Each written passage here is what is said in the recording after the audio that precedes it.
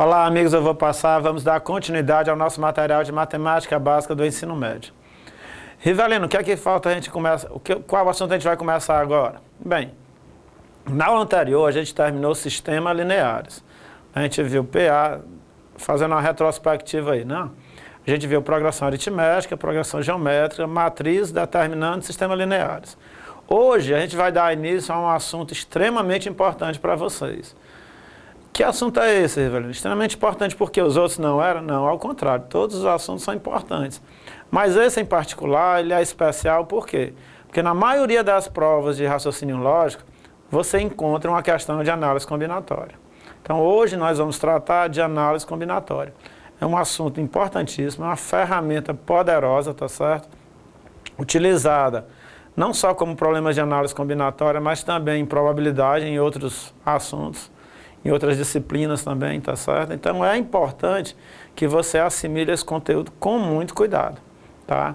Revisem as aulas, assistam novamente, refaçam as questões, mandem e-mail, tirem dúvidas, peguem outras bibliografias, né? O material aí do Sérgio do Web é muito bom também nessa área. Então vamos nos concentrar nesse assunto. Por quê? Porque ele é fundamental, tá? Os alunos, normalmente, eles têm uma certa rejeição com relação à análise combinatória. Eles dizem, vixe, Maria, análise combinatória eu não estudo, não quero nem ver. Mas não é assim.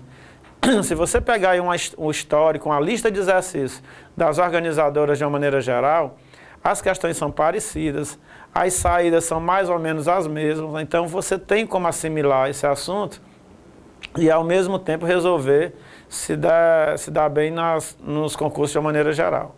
Ah, talvez você não consiga acertar todas, mas 2 de 3 você consegue, tá certo? E se aprofundar um pouquinho, você fecha tranquilo, tá certo?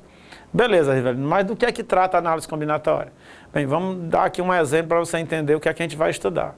A análise combinatória, basicamente, ela trata de você contar elementos de um subconjunto sem ter que enumerá-los. Então, você vai contar elementos de um determinado subconjunto, sem ter que enumerar elemento por elemento. Rivelino, boa vontade você teve, mas eu não consegui compreender isso aí não. Vamos lá, vamos dar um exemplo aqui mais concreto. Imaginem os números de 3 algarismos. Se você pensar nos números de 3 algarismos, eles iniciam no número 100 e vão até o número 999.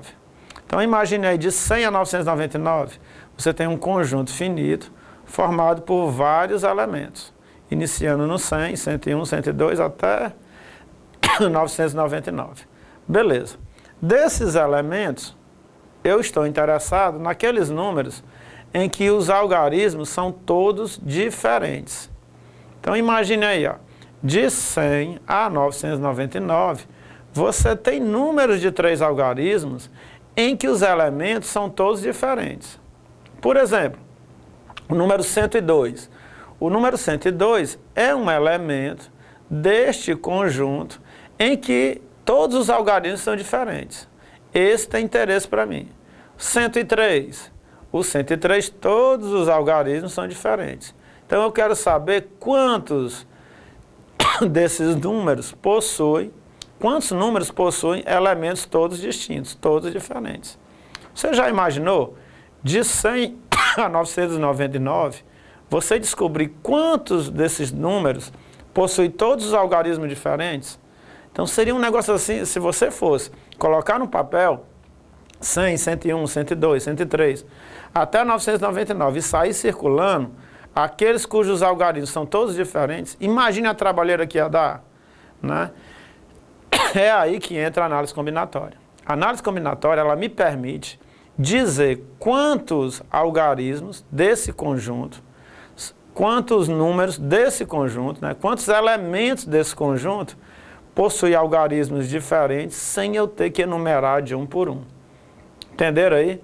Então, a análise combinatória, a ideia dela é a seguinte, é você contar subconjuntos de um determinado conjunto finito sem ter que enumerar elemento por elemento. Vamos voltar para o nosso conjunto lá inicial, de 100 a 999. Vamos supor que eu queira descobrir quantos desses elementos são ímpares. Então, o meu subconjunto agora é um subconjunto formado só por números ímpares. A análise combinatória me permite dizer quantos elementos desse conjunto são ímpares sem eu ter que enumerar de um por um. Então, basicamente, é isso que a gente vai fazer, tá certo? Contar elementos de um subconjunto sem ter que enumerá-los. Então, vamos aqui para a lousa para a gente ter uma ideia melhor do que a gente está falando. Então, bora lá. Análise combinatória. Introdução. Nosso curso de análise combinatória tratará de problemas que envolvam a contagem de certos tipos de subconjuntos de um conjunto finito, sem que seja necessário enumerar seus elementos. São os arranjos, as permutações e as combinações. Então vamos traduzir melhor isso aqui. Nosso curso de análise combinatória tratará de problemas que envolvam a contagem de certos tipos de subconjuntos de um conjunto finito, sem que seja necessário enumerar seus elementos. Então, basicamente, a ideia é esta, tá certo? Você contar certos tipos de subconjuntos de um conjunto finito, sem que seja necessário enumerar seus elementos. Riveline, para isso, o que é que a gente vai usar? Bem, para isso a gente vai usar algumas técnicas de contagem. São elas, algumas delas, arranjos, permutações, combinações. São técnicas que você vai usar para contar esses subconjuntos, os elementos, né, a quantidade de elementos desses subconjuntos, de maneira mais fácil, sem ter que enumerá-los. Então, a grande vantagem, a grande força da análise combinatória é você não precisar enumerar os elementos. Porque se você tiver que enumerar elementos, aí, meu amigo, haja trabalho, tá certo? Então, vamos lá dar continuidade. Princípio fundamental da contagem.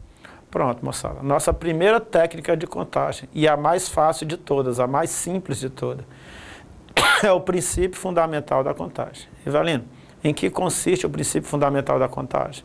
Ora, o princípio fundamental da contagem é uma técnica bem simples, que também é chamada de princípio multiplicativo, em que você basicamente vai multiplicar números. Como assim, Rivelino? Ora, imagine que você tenha que tomar uma certa decisão, tá certo?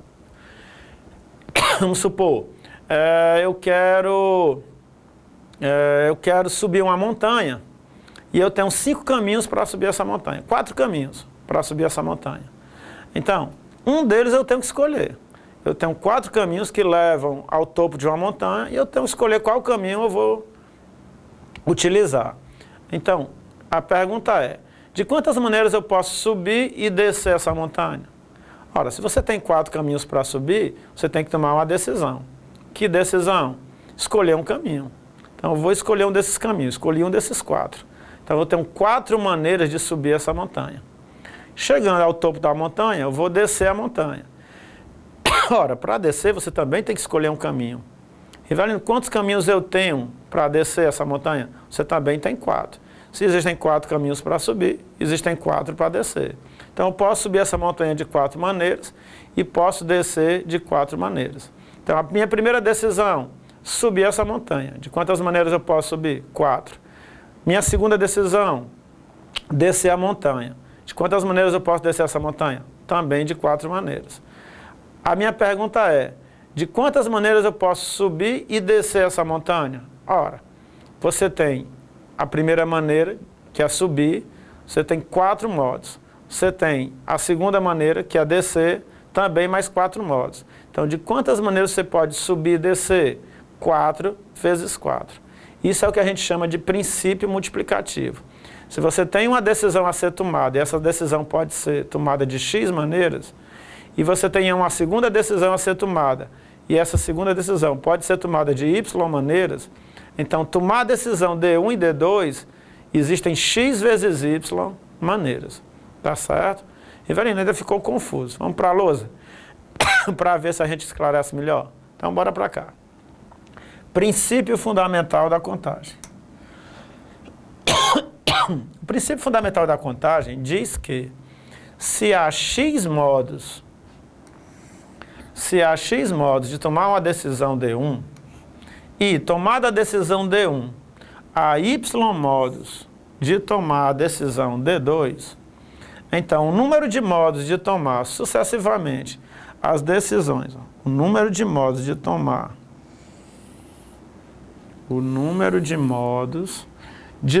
sucessivamente as decisões D1 e D2 é igual a X vezes Y. Joia? É isso que diz o princípio fundamental da contagem. Rivelino, não entendi. Vamos ver um exemplo aqui para ficar mais claro. Em uma sala com 5 portas, de quantos modos distintos Cecília pode ingressar na sala e sair dela usando portas diferentes? Então, em uma sala com 5 portas, de quantos modos distintos Cecília pode ingressar na sala e sair dela usando portas diferentes? Então, vamos imaginar aqui, ó, uma sala em que esta sala possua 5 portas. Pronto. Você tem aí uma sala, e essa sala possui 5 portas. Está aqui a porta P1, está aqui a porta P2, está aqui a porta P3, P4, e está aqui a porta P5. Então você tem uma sala composta aí de 5 portas.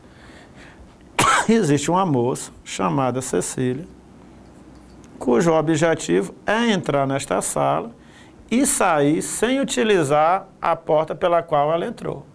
Então, Cecília deve entrar nessa sala por uma porta e sair por outra porta sem utilizar a porta que ela entrou. Aí a pergunta é, de quantas maneiras diferentes ela pode fazer isso? Ora, existem várias maneiras de você resolver essa questão. Vamos pensar aqui numa maneira. Primeiro, suponha que Cecília entrou pela porta P1. Se a Cecília entrou pela porta P1, ela deve sair por qual porta? Ela deve sair pela P2, pela P3, pela P4 ou pela porta P5. Então, primeira opção é a porta que ela entrou. Segunda é a porta que ela saiu. Então, ela pode entrar pela P1 e sair pela P2. Ela pode entrar pela P1 e sair pela porta P3. Ela pode entrar pela porta P1 e sair pela porta P4. Ela pode entrar pela porta P1 e sair pela P5. Tudo bem, Rivelino. Mas pode acontecer de ela não entrar pela P1. Ah, pode. Pode acontecer dela querer entrar pela porta P2. E se ela entrar pela porta P2, ela pode sair por qual? Ela pode sair pela P1, ela pode sair pela P3, já que ela não pode sair pela que ela entrou. Ela pode sair pela P4 e ela pode sair pela P5. Então, aqui eu já tenho uma maneira, ó, P1, P2 é uma maneira. P1, P3 é outra maneira dela entrar e sair. P1, P4 é outra maneira dela entrar e sair. P1, P5 também é outra maneira dela entrar e sair. P2, P1 é outra maneira dela entrar e sair. P2, P3 é outra maneira dela entrar e sair. P2, P4 é outra maneira dela entrar e sair. P2, P5 também é outra maneira. Ah, Rivelino, ela pode não entrar pela porta P2. Ela pode entrar pela porta P3. Realmente ela pode. Se ela entrar pela porta P3, ela pode sair pela porta P1, ela pode sair pela porta P2, ela pode sair pela porta P4, ela pode sair pela porta P5. Ora, só aqui eu tenho mais quantas maneiras? Mais 4 maneiras. Ah, Rivelino, mas suponha que ela nem entrou pela P1, nem pela P2, nem pela P3. Ela entrou pela porta P4. Ora, se ela entrou pela porta P4, ela pode sair pela porta P1, ela pode sair pela porta P2, ela pode sair pela porta P3 e ela pode sair pela porta P5. Rivelino, por que ela não pode sair pela porta P4? Porque ela não pode sair pela porta que ela entrou. Então, se ela entrou pela P4, ela não pode sair pela P4. Mas, Rivelino, ela pode não ter entrado pela P1, nem pela P2, nem pela P3, nem pela P4. Ela pode ter entrado pela P5. Bem, se ela entrou pela P5, ela pode sair pela P1, ela pode sair pela P2, ela pode sair pela P3 e ela pode sair pela P4. Ora, se você observar, eu tenho 1, 2, 3, 4, 8, 12, 16, 20. A Cecília, ela tem 20 maneiras diferentes de entrar nesta sala e sair sem utilizar a porta pela qual ela entrou. Então, fazendo esse esquema de árvore, esse diagrama de árvore, você percebe que Cecília tem 20 maneiras diferentes de entrar nessa sala e sair sem utilizar a porta pela qual ela entrou. Vixe, Rivelino, mas espera aí, fica muito complicado fazer desse jeito. Né? Ó, P1, P2 é uma maneira, P1, P3 é outra maneira, P1, ó, só em fazer isso aqui já dá trabalho. Depois eu vou contar todas as maneiras dela entrar e sair. Então, no final, eu sei que dá 20, mas é uma maneira muito trabalhosa. Realmente é. É por isso que a gente vai usar o princípio fundamental da contagem. O princípio fundamental da contagem é uma técnica, uma das técnicas mais simples, que são ideais nesse tipo de problema. Então, vamos ver como é que seria a resolução desse problema. Como é que seria a resolução? Utilizando o princípio fundamental da contagem. Vamos lá.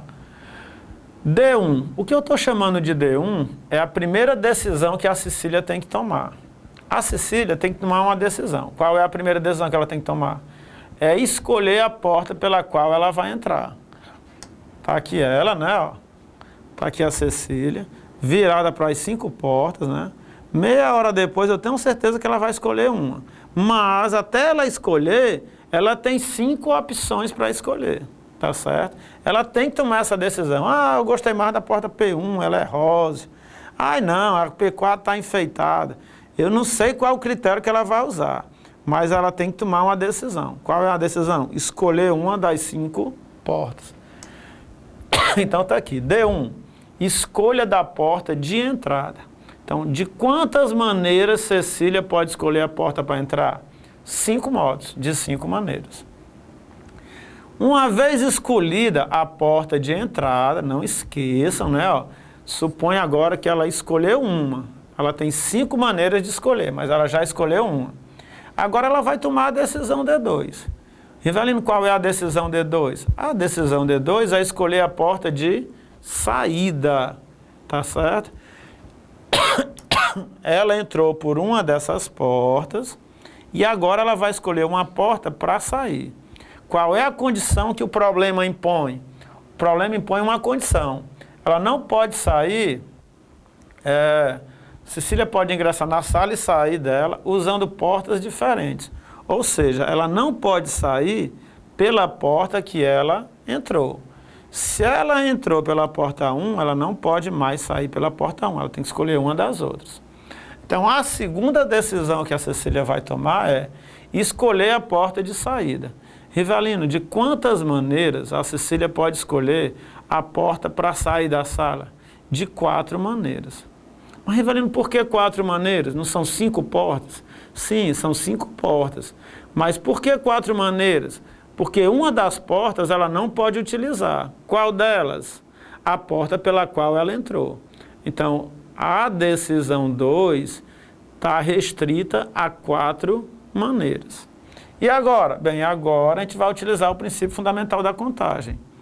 Pelo princípio fundamental da contagem, o número de maneiras de eu tomar a decisão 1 e 2 sucessivamente é igual a 5 vezes 4. De onde é que veio esse 5? É o número de modos de tomar a decisão D1. De onde é que veio esse 4? É o número de modos de tomar a decisão D2. Então, 5 vezes 4, 20. existem 20 modos de entrar e sair da sala. Agora eu lhe pergunto, olhe como princípio multiplicativo, como princípio fundamental da contagem é simples. Você pega o número de maneiras da primeira decisão, vezes o número de maneiras da segunda e multiplica. É bem mais simples do que você fazer todo esse diagrama para responder e contar. Tá certo? Então, o princípio fundamental da contagem, também chamado de princípio multiplicativo, ele é muito simples. Tá certo? Então, muito simples e prático. Então, você vai utilizar isso aqui em muitos problemas, tá certo? De análise combinatória. Então, vamos para frente. Segunda questão. Uma bandeira é formada por 4 listras que devem ser coloridas usando apenas as cores verde, azul e branca. Se cada listra deve ter apenas uma cor e não se pode usar cores iguais em listras adjacentes, de quantos modos se pode colorir a bandeira? De quantos modos se pode colorir a bandeira? Olha aí, moçada. O legal da análise combinatória é que os problemas são bem simples. Você entende de maneira bem fácil. Não tem como você... Se você colocar um problema desse para um aluno de 6º ano, 4º, 5º ano, ele consegue entender bem direitinho. Ah, tia, eu tenho uma bandeira aqui com 3 listras. Eu tenho 4 cores para pintar essa bandeira. Aliás, 4 cores para pintar a bandeira. Essa primeira listra, se eu pintar de uma cor, a segunda não posso pintar da mesma cor. Então, listras vizinhas não podem ter a mesma cor. De quantas maneiras eu consigo pintar essa bandeira? Então, você entender o problema é bem simples. Essa é o grande fascínio da análise combinatória. Os problemas são tão simples de entender, mas às vezes são extremamente complicados para se resolver. Então, esse é um problema bem simples. Você tem um problema de uma bandeira, são 3 listras, são 4 listras, né? Isso, são 4 listras, e você tem 3 cores para utilizar. Listras vizinhas você não pode pintar da mesma cor. Então, de quantas maneiras eu consigo pintar de quantas maneiras diferentes eu consigo pintar essa bandeira?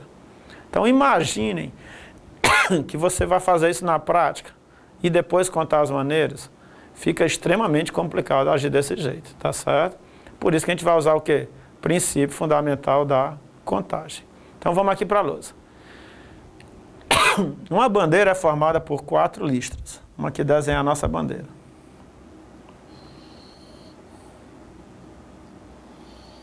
Está aqui minha bandeira, ó. 1, 2, 3, 4. Então, está aqui a minha bandeira formada por 4 listras. Uma bandeira é formada por 4 listras que devem ser coloridas usando apenas as cores verde, azul e branca. Você tem quantas cores? 3 cores.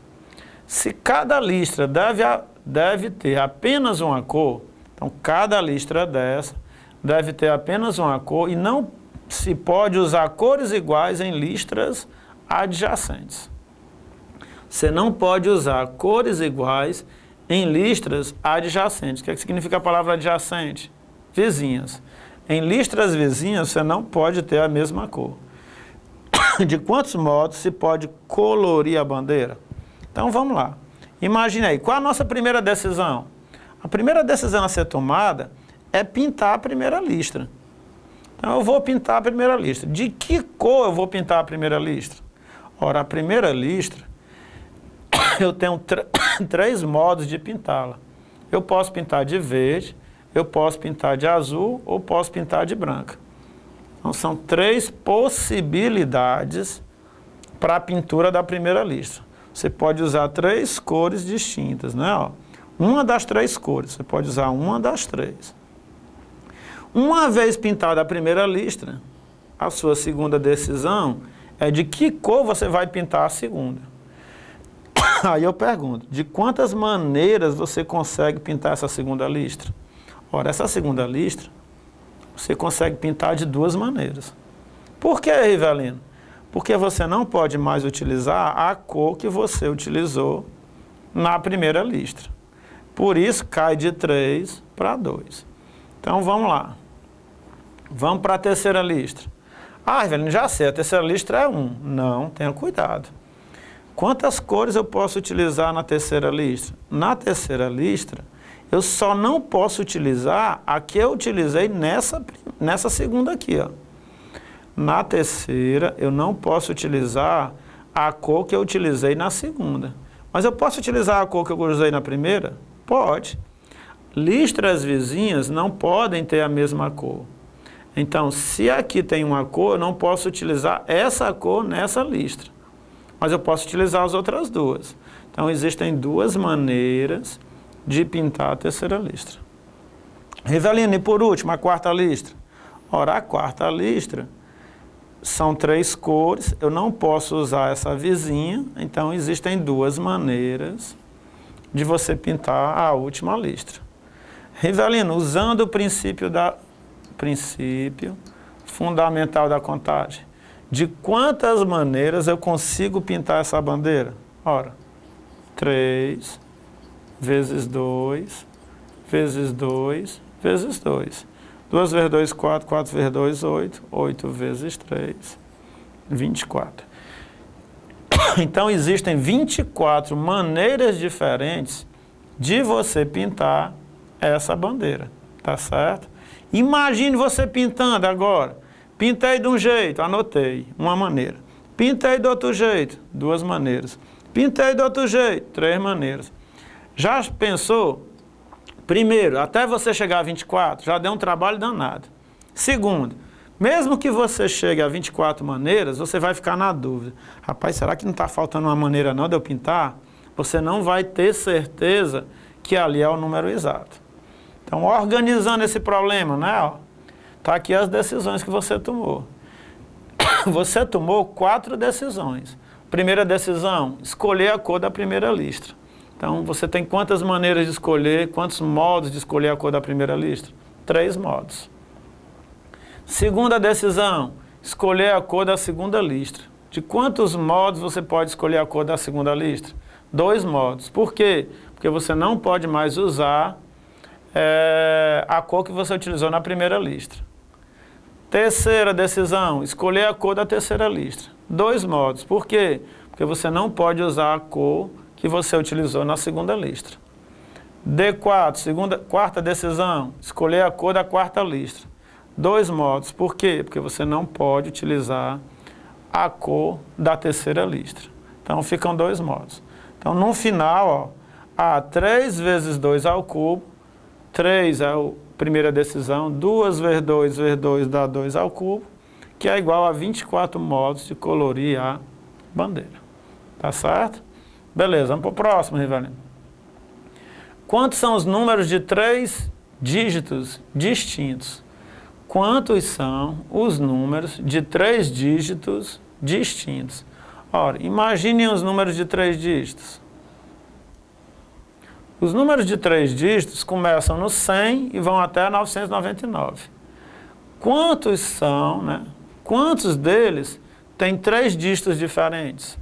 Ora, quando você vai trabalhar com números de 3 dígitos, você está trabalhando um número que contém unidades, o algarismo das unidades, o algarismo das dezenas e o algarismo das centenas. Beleza, Rivelino. Então, eu quero formar números de 3 dígitos. Está aqui. Esses 3 dígitos têm que ser distintos.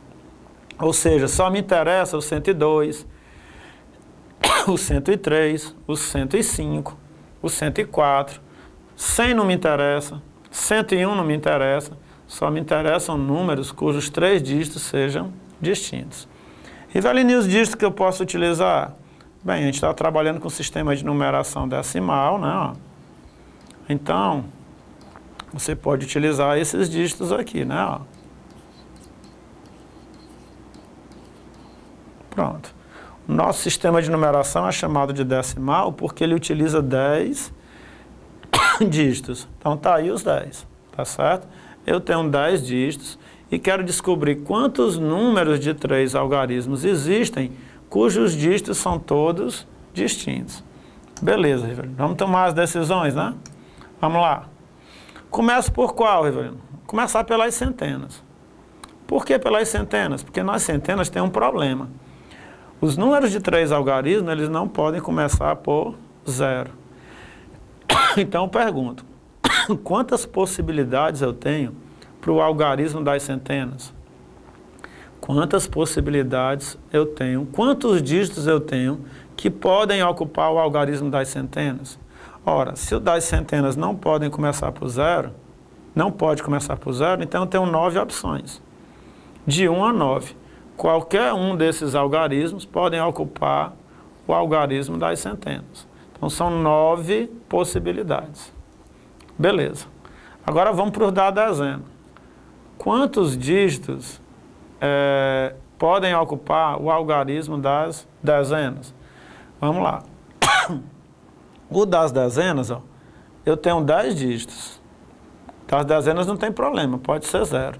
Então eu tenho 10 dígitos. Mas eu não posso utilizar o dígito que eu usei nas centenas. Por quê? Porque os algarismos têm que ser todos distintos. Então são 10 dígitos. Mas desses 10 eu não posso utilizar o que eu utilizei nas centenas. Posso utilizar o 0, né? Não tem problema. Então quantos dígitos sobram para eu utilizar? O 9. Por que 9? Porque são 10, eu posso utilizar o 0, mas não posso utilizar o das centenas. Rivelino, e agora? Agora tem o algarismo das unidades.